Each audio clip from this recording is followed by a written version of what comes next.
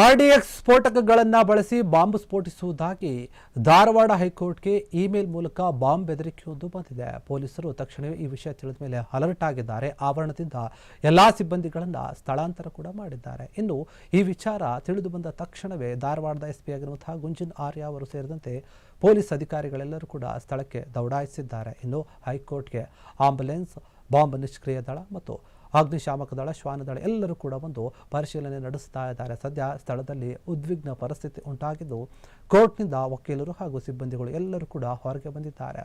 Bomb ನಿಷ್ಕ್ರಿಯ ದಳದಿಂದ ಈಗಾಗಲೇ ಹೈಕೋರ್ಟ್ನ ಆವರಣದಲ್ಲಿ ಸಂಪೂರ್ಣವಾಗಿ ಪರಿಶೀಲನೆ ಮಾಡ್ತಾ ಇದೆ. ಈ ಬಾಂಬ್ ಬೆದರಿಕೆ ಏನಿದೆ ತಮಿಳುನಾಡಿಂದ ಇಮೇಲ್ ಮೂಲಕ ಬಂದಿದೆ ಅಂತ ಹೇಳಲಾಗ್ತಿದೆ.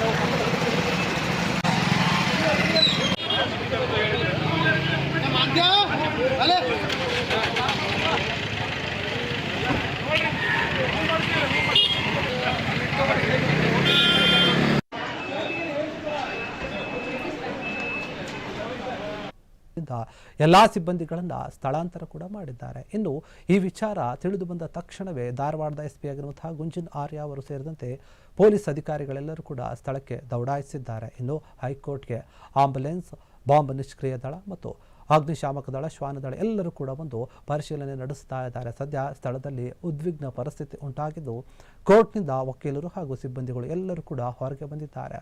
ಬಾಂಬ್ ನಿಷ್ಕ್ರಿಯ ದಳದಿಂದ ಈಗಾಗಲೇ ಹೈಕೋರ್ಟ್ನ ಆವರಣದಲ್ಲಿ ಸಂಪೂರ್ಣವಾಗಿ ಪರಿಶೀಲನೆ ಮಾಡ್ತಾ ಇದೆ. ಈ ಬಾಂಬ್ ಬೆದರಿಕೆ ಏನಿದೆ ತಮಿಳುನಾಡಿಂದ ಇಮೇಲ್ ಮೂಲಕ ಬಂದಿದೆ ಅಂತ ಹೇಳಲಾಗ್ತಿದೆ.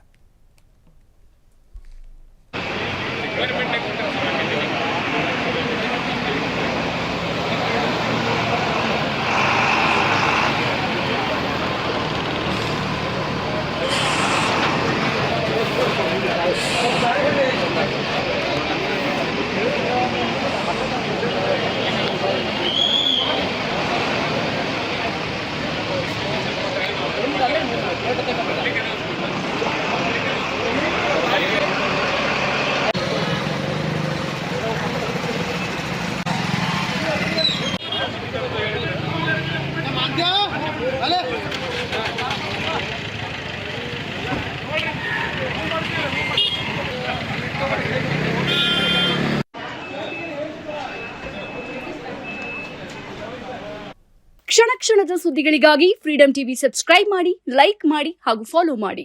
ಹೊಸ ಸುದ್ದಿಗಳ ನೋಟಿಫಿಕೇಶನ್ಗಾಗಿ ಬೆಲ್ ಐಕಾನ್ ಮೇಲೆ ಕ್ಲಿಕ್ ಮಾಡಿ.